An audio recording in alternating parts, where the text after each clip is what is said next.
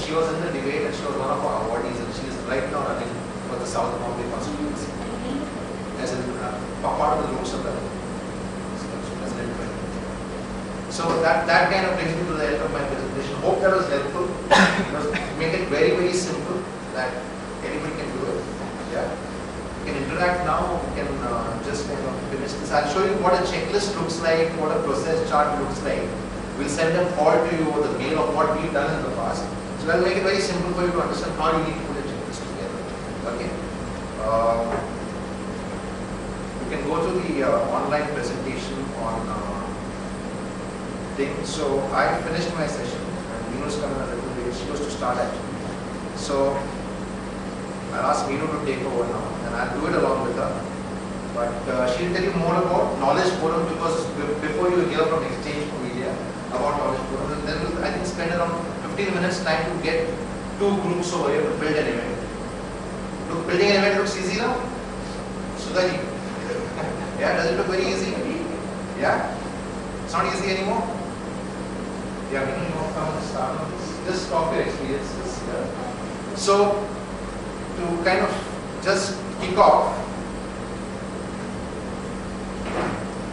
I told you about what the right of being on wave is, what the Karma Puruskars are. This happens every year on the 25th and 26th of November. For us, the 26th of November is very important, not from the past year, but for the past 5 years we've been talking about 2611, because I think a lot of iCombo is based on 2611. Not that it's a founding day or anything like that. It's because 2611 was the day when the constitutional pledge was adopted by us as Indians. Yeah, in 1949. So this year is the 60th year. And I often feel that if you close your eyes and you feel the pledge, you know, you don't really need to think beyond about what you need to do as a citizen. And I often think to myself and say to a lot of people also that it's not just important being a good human, you also need to be a good citizen. Right? Because as a democratic citizen, you have a few rights, but you have a few responsibilities too. And that's what the entire movement is based on. Yeah. We put it together around 5 years ago. By the time we kind of implemented it, it was to happen in November 2006. But like all things will go wrong, something went wrong and we had to defer it because we are not ready. We try to kind of work with an event company, and this is where your own experience comes in very handy. I think we should come. Come. Just come and sit here.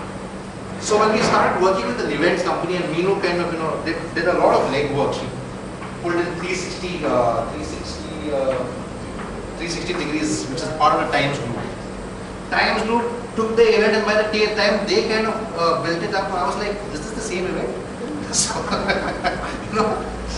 so we were lost because they were talking too big without knowing what they wanted to do, and they were only making, wanted to kind of make it into a money-making thing.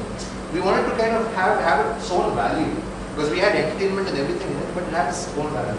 So I'll let tell you about our experiences with Times Group, and then how we decided that we will do it on our own. So we were just 3 of us. It was Yashu in Bombay, Meenu over here, and me part-time wherever I could give my thing.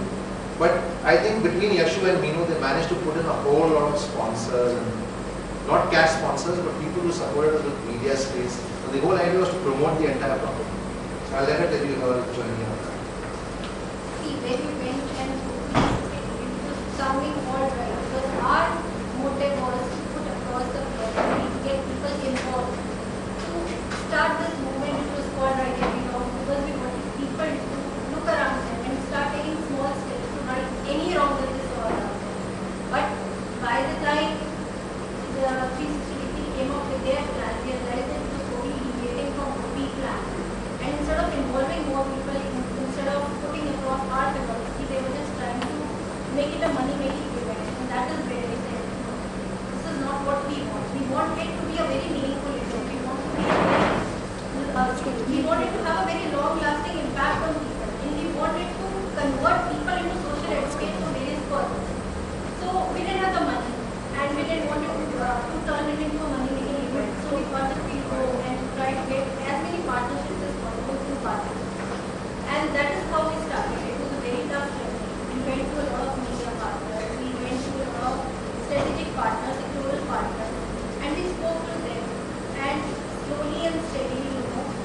them on board.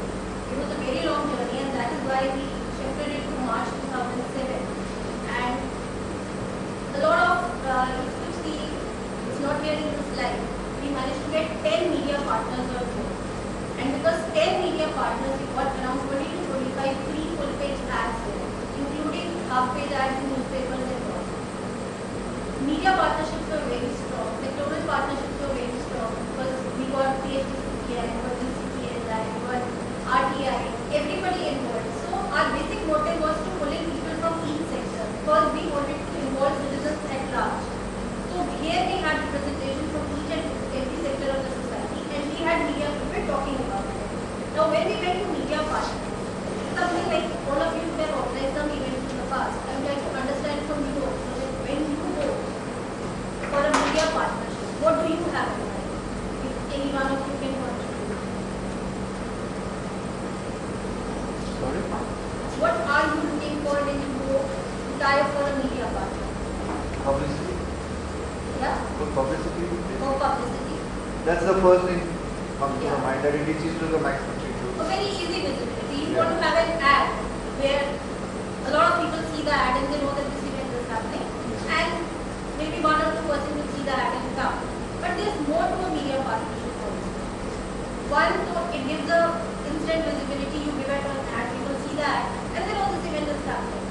But then the better way to tie a media partners is going through the editorial. Because if you convince the editor, if you get a lot of content published in the newspapers or in the magazines, you will reach out to a lot of people because they will read your philosophy, they will understand what you're trying to do, and if they are interested, they'll definitely come for the forum. But if they are not, they've at least understood, and being in their own space, they'll go out there, try to do whatever they can.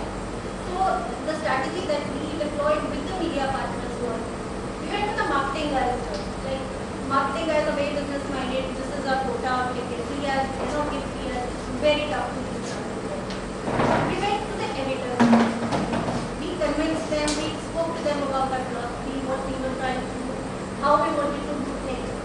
And we realized that editors are getting interested because if your content is good, they'll definitely be interested. This is what happened in business world. I went, I think, 10 times to meet the marketing team. No, we go to the VP, we have to discuss it with this and that, our quota is over, this and that. Then we went and met the editor. The editor really loved the content. He said, this is something which is actually going to make a difference to all those who read about it. And he said, I instantly give you editorial support. You will get free event coverage, you will get event coverage, post-event coverage about the awardings and all. And he personally spoke to the marketing department and we got to see it. But it's not so easy to get the editor as it is to the marketing guys, right? In any media. But Yeah, but like Neha was telling, this is her own experience, but she did this on her own. see, we started doing this when we were sort of very new to all this. At least I was very new, Jerry wasn't, I was very new to all this. And I didn't have any links, I didn't have anything at all. But I kept on trying, and I reached the editors of a lot of magazines. I reached the editors of Indian Express. Now Raj Kamal Jha, when he saw the entire thing, he said, oh my God, this is a beautiful concept and it should be covered. And he said, we are going to print stories about it. Now, they won't convince their marketing department, but what happened? Even if they gave out one story, at least we got a lot of people to read that story, a lot of people to understand the content and maybe do what are we doing the knowledge forums